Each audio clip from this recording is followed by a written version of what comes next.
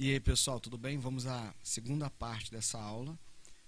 Então, a ligação química, na aula anterior, eu deixei bem claro o panorama geral da ligação iônica, covalente e metálica. Agora, vamos só ver as características, vamos estudar hoje só ligação iônica. Então, a ligação iônica, ela acontece entre um metal e um ametal. Um que tem tendência em perder elétron e o outro que tem tendência em ganhar elétron. Então, se a gente perceber aqui é um casamento perfeito, né? Um quer se livrar de elétron, o outro quer ganhar elétron, e a gente vai formar aqui a ligação mais forte que tem na química. Então, normalmente a gente tem uma condição para dar mais uma amarrada além do metal e ametal, que é a diferença de eletronegatividade entre esses dois átomos que vão estabelecer a ligação iônica. O ideal é que a diferença entre eles seja maior ou igual que 1,7. Sim, esse número muda. Já vi autor usando 1,9, já vi gente usando 2,1. Existe outro método também, que é uma pirâmide, onde você tem ali compostos iônicos. Vamos deixar isso aí para um futuro. Então, inicialmente, metal é metal quando a gente quer só um negócio mais light. Que é um pouquinho já de ser um pouquinho mais específico, a gente vai pensar nessa diferença de eletronegatividade. Por quê? Bom, eu tenho átomos como de metais de mercúrio, que, por exemplo, tem eletronegatividade de 2. Então, já é uma eletronegatividade alta pra caramba. E eu posso pegar ali um ametal que tem uma eletronegatividade tipo um carbono 2,5. Então, assim, você tem um metal que já não tem uma característica metálica tão forte. Você fala, mas você vai falar pra gente, então, que mercúrio não é metal? Gente, olha só, dentro da química, que é daí onde nasce o termo metal tudo, o termo metal, ele diz respeito à perda de elétron como característica mais importante. O mercúrio não é um cara que vai perder elétron com tanta facilidade, como, por exemplo, a galera da família 1A e 2A. Ali não tem papo. 1A e 2A, todo mundo ali tende a perder elétron com muita facilidade. Exceção do berílio, mas tudo bem. Todo mundo ali na 1A e da 2A tem muita facilidade para perder os elétrons. Já o mercúrio não, ele já é um cara que está ali no meio da fronteira. Quando você pega a tabela periódica, aquela galera que está ali no meio, né, entre metal e metal, aquela galera que está meio em cima do muro. E eles têm características em cima do muro. Isso é bom, a gente vai ter diversidade. Não é nenhuma crítica aos metais, não, coitado do mercúrio. Beleza? Então, isso é bom que exista. Mas se você quer uma ligação iônica legal mesmo, o ideal é que sejam com a galera da família 1A e 2A e os metais, aqueles com eletronegatividade mais alta, onde vocês vão ter as ligações iônicas mais fortes. Então aqui eu coloquei dois exemplos clássicos. O cloreto de sódio, que é o sal de cozinha, todo mundo conhece.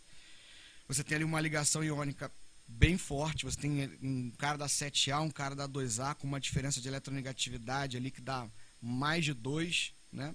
Aqui eu tenho o óxido de cálcio, que é o cal, a cal virgem, a cal viva. Então também faz uma ligação iônica, então esse composto aí com suas diversas características. Vamos mais um pouquinho agora dos aspectos técnicos do que é uma ligação iônica. Então, metal e ametal, guarda isso aí. Bom, como que essa ligação acontece? Vamos lá, eu peguei aqui o próprio exemplo do cloreto de sódio, o sódio e o cloro. Aí eu coloquei a distribuição eletrônica do sódio e coloquei a distribuição em camadas ali do cloro também. O que acontece, que eu já havia falado isso aí, inclusive na aula de tabela periódica. Os metais tendem a perder por conta do raio e porque essa camada aí tem poucos elétrons. A tendência é o quê? Regra do octeto. Não esqueça de deixar o 8 aqui, ó, bem grande do meu lado aqui, ó, para você lembrar. 8, 8. Ficar com 8 elétrons na camada de valência. É isso que vai poder dar a estabilidade necessária. Então, os metais, normalmente, eles têm poucos. 1, 2, 3. Já os ametais já vão ter um número maior de elétrons na camada de valência. Então, para eles é mais fácil ganhar. Olha aqui o sódio. 2, 8 e 1. Ele precisaria ganhar 7 elétrons para ficar estável. Então, é muito mais fácil ele se livrar desse único elétron que ele tem. Porque se ele se livrar, olha a penúltima camada dele, gente. Já está 8 bonitinho. Agora já olha o cloro. Ele pode até perder esses 7 elétrons, mas para ele é muito mais fácil conquistar um elétron, que aí a última camada dele fica completa. Então essa aqui é a lógica, para você não precisar ficar decorando muito. Vamos entender isso, pessoal. Olha a última camada. Tem pouquinho elétron, a tendência é se livrar. Já está com um número bom, quase chegando a 8, a tendência é ganhar. Então, aqui eu estou apresentando para vocês a representação de Lewis. O que é representação de Lewis? Não é esse conjunto todo, não. Lewis é você pegar o símbolo do elemento que você quer trabalhar, por exemplo, o sódio, e colocar uma bolinha, nada de botar xizinho, triângulo, estrelinha, coraçãozinho, de quantos elétrons tem na camada de valência. Então, por exemplo, o sódio, ele tem um elétron na camada de valência. Então, aqui tem uma bolinha. Não quer dizer que o sódio tem um elétron. Elétrons tem 11. Só que o que interessa pra gente é sempre a última camada. Entendeu? Então, Lewis inventou, o cara foi um cientista, fez muitas coisas. Uma delas foi propor esse tipo de notação que é bem prática. A gente coloca o átomo e a bolinha representando. Pronto. Se alguém pedir, faz então o bromo em fórmula de Lewis, o que você vai fazer? Vai fazer distribuição eletrônica? Se for representativo, nem precisa. Vide aula lá de tabela periódica. O bromo é da família 7A. Então, ele tem 7 elétrons. Aí você vem aqui, ó, 1, 2, 3, 4, 5, 6, 7. Pronto. Representei o bromo na fórmula de Lewis, ou fórmula eletrônica. Então, fórmula eletrônica é só colocar os elétrons em volta. Ponto. O resto é tudo invenção. O pessoal maluco fala uns negócios aí meio doido, mas é isso aqui. Lewis é isso, tá bom? Então, o sódio está com 1 elétron na camada de valência e o cloro está com 7. Então, esse sódio tem que perder. Aí ele perde esse elétron e vai para o amiguinho cloro. Aí, no final das contas, vai acontecer isso aqui, ó. Olha o que eu vou fazer. Vou fazer até nas mesmas cores. Ó, deixa eu tirar aqui, mudar aqui a cor. Vou tirar um detalhezinho. Cor azul, pronto. Olha lá agora. O cloro, ele ganhou, tá vendo? Ele mantive a cor, tá? Se você vai fazer uma representação de Lewis, não precisa fazer colorida, é para fazer tudo pretinho mesmo, tá? Até porque você vai resolver uma questão, uma prova e tudo mais. Aqui eu tô colocando colorido só para você enxergar que esses 7 elétrons vermelhinhos eram originais do cloro. E ele recebeu esse umzinho. Agora esse cloro está com 8 elétrons na camada de valência, né? Sempre representando 2 em 2 para ficar lindo, ficar elegante. O sódio, por sua vez, coitado, não tem mais nada na camada de valência. Na camada de valência. Agora ele tem a nova camada de valência que é anterior. A gente não representa aqui, a gente coloca só esse sinalzinho de mais para avisar que um elétron foi arrancado. Agora essas duas espécies estão estáveis. E se eu falar para vocês uma coisa, a ligação iônica ainda não aconteceu. O que eu mostrei para vocês agora com essa fórmula de Lewis foi a transferência de elétrons. O elétron pulou de um para o outro. Pronto. Qual é a busca, gente? Ligação química, o nome desse assunto devia se chamar a busca pela estabilidade. Ou um dia eu quero ser um gás nobre. Esse seria o ideal, porque a ligação química vai acontecer agora. Agora eu tenho uma espécie positiva e uma espécie negativa. Então, vocês já aprenderam em algum lugar da vida de vocês que os opostos se atraem. Então, esse íon sódio aqui agora, ele vai ser atraído pelo cloreto e vice-versa. Um vai atrair o outro e eles vão se juntar. Aqui é que mora a ligação iônica. Esse exemplo da representação de Lewis, eu mostrei para vocês a transferência de elétrons. Transferiu o elétron para o cloro, porque se transfere e acabou, fica transferido, não fica pulando de um lado para o outro, não. Como vai acontecer em algumas ligações no futuro muito próximo. Então o sódio perde o elétron dele, o cloro fica estável, o sódio, por sua vez, fica estável agora. Então a gente tem uma interação eletrostática dos dois muito forte e eles vão se unir. Vão se unir nessa proporção. Um tem a carga positiva de 1, o outro tem a carga negativa de 1 também, só de sinais contrários, eles se atraem numa boa e vai para cada um sódio, um cloreto vai se juntar. Então, a gente vai montar a fórmula química ou a fórmula mínima, que nesse caso seria só NaCl. Agora, preste atenção nesse desenho que está aqui à direita de vocês. Ali tem o mesmo esquema do meu, né? Só com as bolinhas mais bonitinhas em 3D. Estou interessado naquele cubinho que ficou lá embaixo. O que acontece? Um sódio se junta no cloro, uma carga positiva se junta na outra negativa, só que não acaba aí. Vai vir um outro cloro, vai se juntar nesse sódio e vai começar a formar um amontoado de positivos e negativos, um juntando em cima do outro. E vai acabar formando uma grande rede. Essa rede é o que a gente chama de retículo cristalino. Então aqui, ó, retículo cristalino. Todo mundo, sem exceção, que faz a ligação iônica é sólido à temperatura ambiente. Então, aqui a gente está entendendo agora como se forma um cristal. Sim, se você pegar esse salzinho de cozinha que você bota na salada, aquele pontinho ali é um cristalzinho. Então, a ligação iônica, ela forma cristais. É só ela? Não, os outros também formam. Mas esse é um dos cristais mais básicos, mais fáceis de entender, porque aqui não tem exceção. E olha que na química não tem exceção, é muito legal, né?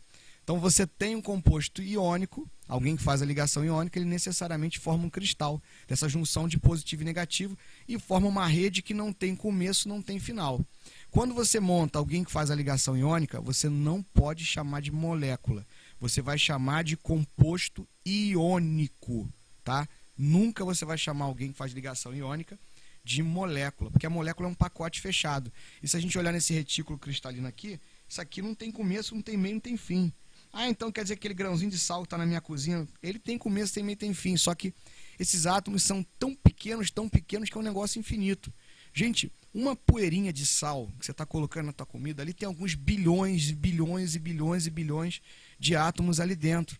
Então é um negócio que não tem nem como contar, de tão pequenininho que é. Então, um mínimo pozinho de cloreto de sódio, você tem uma quantidade tão grande que você tentar mensurar é um negócio complicado. Por isso que a gente chama simplesmente de rede. Por isso que na ligação iônica você não tem uma molécula fechada. O certo é você chamar de fórmula mínima, porque você aponta a proporção. Naquele grãozinho, o que eu falo sobre ele? Ó, um grãozinho de cloreto de sódio, eu tenho um sódio para um cloro. Isso na realidade, a fórmula mínima é a proporção. Quer dizer que para se tiver 1 bilhão de sódios, eu vou ter 1 bilhão de cloros. É isso que eu posso falar. Essa que é a brincadeira da ligação iônica diferente das outras. Tá bom? Então aqui, mais retículos cristalinos. Cada estrutura vai ter um retículo cristalino diferenciado, né? No nosso curso a gente não vai entrar nisso aí com detalhes. Aí tem retículo cristalino cúbico, cúbico de face centrada, tem vários tipos de retículos, tá? Então isso é já para um curso de graduação ou alguma outra situação muito específica. Os geólogos estudam muito o formato desses retículos aí para entender os minerais, beleza? Então aí eu coloquei alguns deles, o fluoreto de cálcio, o sulfeto de zinco, lá, o cloreto de césio, e mais uma vez frisando que todos eles são sólidos à temperatura ambiente. Então isso é importante. Aqui eu frisei retículos cristalinos iônicos, porque vão ter os retículos cristalinos moleculares, vão ter também os metálicos. Então esse é o iônico, que é o mais fácil de entender, o mais bonito, o mais forte. Esses átomos esses íons ficam presos, íons. Eles têm uma certa mobilidade, mas é bem restrita, tá bom? Dá para quebrar esse retículo? Dá. Se você aquecer muito, essa ligação vai quebrar. O que eu chamo de aquecer muito? Por exemplo, o cloreto de sódio, para você quebrar, você vai precisar mais de 800 graus. Ou você joga água.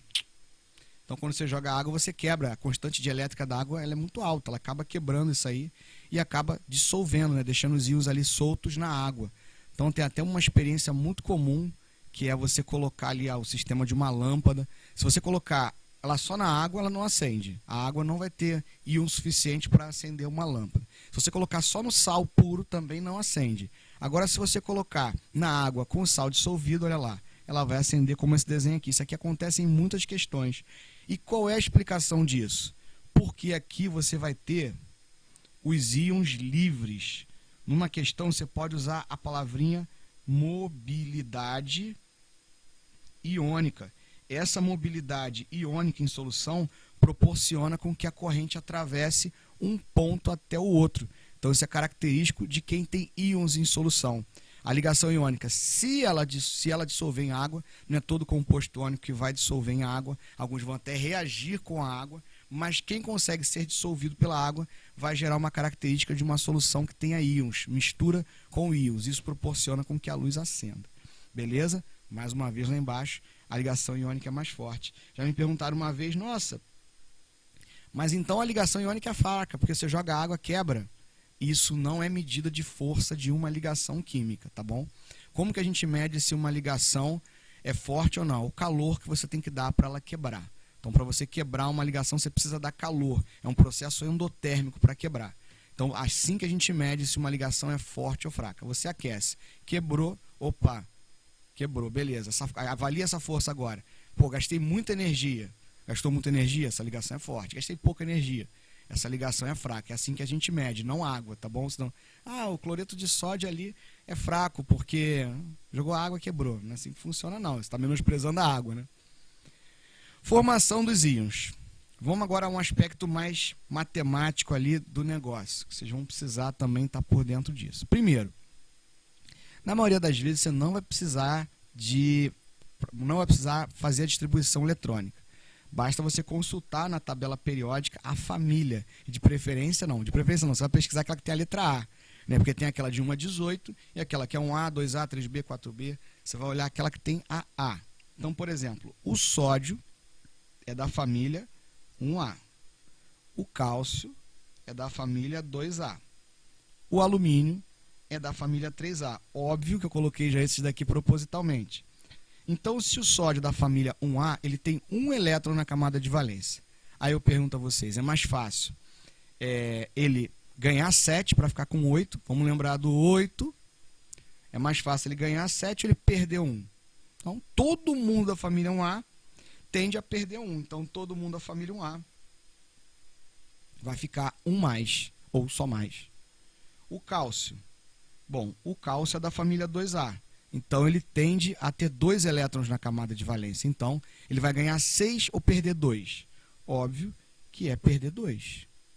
O alumínio, ele tem, da família 3A, 3 elétrons na camada de valência. Ainda é mais jogo ele perder 3 do que ele ganhar 5. Alumínio, 3 mais. O cloro, aqui desse lado. O cloro é da família 7A, então ele já tem 7. É mais fácil ele perder 7 ou ganhar 1? É mais fácil ele ganhar 1. Então, 1 menos, ou só menos. O oxigênio é da 6A. É mais fácil ele perder 6 ou ganhar 2? Ele ganha 2. O flúor também é da 7A, igual ao cloro. Então, o raciocínio é o mesmo. Então, tá lá. Formei o íon. O nitrogênio, da família 5A. Então, é mais fácil para ele ganhar 3. Então, ele vai ficar 3 menos, olha lá, o íon nitreto. Então, essa é a formação de íons. A gente forma os íons antes de pensar nas fórmulas, no íon, no número de elétrons que ele vai ganhar ou ele vai perder. Beleza? E aqui, formação de íon. Como que a gente vai montar a fórmula, então?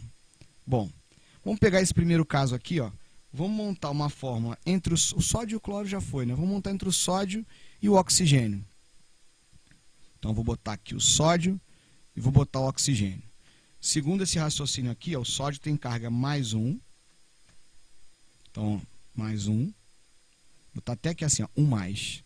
E o oxigênio, segundo esse raciocínio, tem carga 2 menos. Vamos lá, vamos montar a fórmula entre os dois. Eles vão se atrair, ponto. Por que eles vão se atrair? Porque um é positivo e o outro é negativo. Legal. Eu não ia nem propor botar 2 positivos ou 2 negativos, porque essa pergunta não faria o menor sentido. Para ter ligação iônica, eu tenho que ter alguém perdendo e outro ganhando. Então, sempre quando eu propor, vai ser um positivo e um negativo. Aí eles vão se atrair. Só que esse aqui é 1 mais, esse é 2 menos. Eles não têm a mesma intensidade. Então, um sódio só não dá conta de um oxigênio. Eu precisaria ter 2 sódios para poder dar conta desse oxigênio aqui, ó. Então, eu preciso de 2 vezes esse sódio para dar conta de um oxigênio só. Então, a fórmula vai ficar com 2 sódios e 1 oxigênio. Beleza? Bom, toda vez eu vou ter que ter esse raciocínio. Tem um raciocínio que a gente faz que é super prático, que é o seguinte. Ó. Você coloca os dois lado a lado e faz a pergunta assim. Esses números são iguais? Não são. Esquece o sinal, pensa só em número. Os números não são. Aqui que você faz, você cruza. Esse 1 vem para cá e esse 2 vem para cá. Então, a fórmula vai ficar Na2O. O 1 não entra, acabou. É assim que brinca. Tá vendo? Ó, não brinca mais. Vamos fazer agora entre o cálcio e o oxigênio. O cálcio anterior ele é 2 mais, porque ele é da família 2A. E o oxigênio, ele é 2 menos, porque ele é da 6A. Para 8 faltam 2. Esse aqui para 8 faltam 6, mas então é mais fácil ele perder 2. Esse raciocínio aqui eu vou cruzar? Não, porque ele já tem a mesma carga. Então a fórmula vai ficar simplesmente CaO. Aqui não tem, se você cruzar, vai ficar Ca2O2. Lembra que eu falei que é uma fórmula mínima? Isso é uma proporção. Proporção 2 para 2 é o mesmo que proporção para 1. Então, na ligação iônica, isso não pode acontecer. A fórmula é realmente 1 para 1. Um cálcio e um oxigênio e acabou. Tá bom? Vamos fazer outra aqui. Vamos fazer entre o alumínio e o oxigênio. O alumínio 3 mais, porque ele é da 3A. Não estou inventando isso. Você vai na tabela periódica e olha. Se ele é da 3A é mais fácil perder 3 que ganhar 5. O oxigênio é da 6A. Então, é mais fácil ele ganhar 2. Aí, pausa aí, né? Deixa eu te falar uma coisa muito importante. tabela periódica, eu nem vou falar isso porque seria meio óbvio. Ligação química, que você vai estudar, fazer os exercícios, gente, você tem que estar com a tabela periódica aqui, ó, do seu ladinho, olhando sempre. Tá? Sempre tá olhando aquela tabelinha periódica ali para você consultar. Eu estou falando aqui, eu já coloquei os valores, né? Então, é muito importante que você consulte o tempo inteiro. Você não é obrigado a saber a família do cara, não. Né? Eu estou fazendo um pouquinho mais rápido aqui, tiquinho de experiência que eu tenho a mais. Mas você precisa estar com a tabelinha periódica ao lado. Tá? Então você vai achar que vai sair no automático, senão você vai, daqui a pouco você vai ficar grego para você, você não vai entender nada. Tá? Então, tabela, quando eu falo aqui mais 3, porque ele é da 3A. Esse cara aqui é 2 menos, porque esse cara aqui é 6A. Tudo bem? Então agora o que eu faço com esses valores? Eu cruzo. Então esse 3 vem para cá. Vou cruzar porque eles são diferentes. E o 2 vem para cá. Vamos limpar essa fórmula, que ela está horrorosa assim, né? A gente não vai apresentar uma fórmula assim. Então a fórmula vai ficar AL2O3. Vamos entender o porquê? Aqui eu só mostrei para vocês. Ah, são diferentes, cruza. Né? Diferente, cruza. Mas por quê? Por causa disso aqui, gente. Eu não tenho 2 alumínios. Então significa que eu tenho uma carga aqui de mais 6. Ou 6 mais, né? Que seria o mais adequado. E desse outro lado, 3 vezes menos 2. Menos 6. Então é simplesmente para igualar as cargas. Vamos lembrar um conceito lá de trás. Substância é uma espécie neutra. Ela não pode ter carga no final. Então essa espécie aqui é neutra. Ela tem 6 cargas positivas, 6 cargas negativas. Se juntam ali, acabou. Tudo bem? Tranquilo? Então, é isso aí, pessoal. Espero que vocês tenham entendido aí, tranquilo, essa montagem das fórmulas, essas propriedades que eu falei da ligação iônica. A ligação iônica não tem muito mistério, é isso aqui mesmo. O bicho vai pegar, o couro vai comer lá na ligação covalente, que muito provavelmente eu devo dividir em pelo menos 3 aulas para poder falar de ligação covalente. Até a próxima. Tchau.